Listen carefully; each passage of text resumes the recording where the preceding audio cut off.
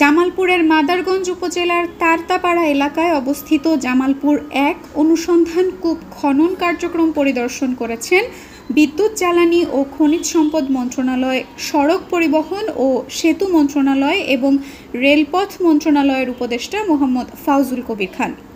শুক্রবার বিকেলে Bapex Bangladesh petroleum exploration and production company limited আয়োজিত এই পরিদর্শনে প্রধান অতিথি হিসেবে উপস্থিত ছিলেন তিনি। অনুষ্ঠানে বিশেষ অতিথি ছিলেন বিদ্যুৎ, জ্বালানি ও খনিজ সম্পদ মন্ত্রণালয়ের সচিব মোহাম্মদ সাইফুল ইসলাম। প্রজেক্টরের মাধ্যমে খনন কার্যক্রমের বিস্তারিত উপস্থাপন করেন বাপেক্সের উপব্যবস্থাপক ডক্টর মোহাম্মদ আশিক হোসেন। স্বাগত বক্তব্য রাখেন বাপেক্সের ব্যবস্থাপনা পরিচালক প্রকৌশলী মোহাম্মদ ফজলুল হক।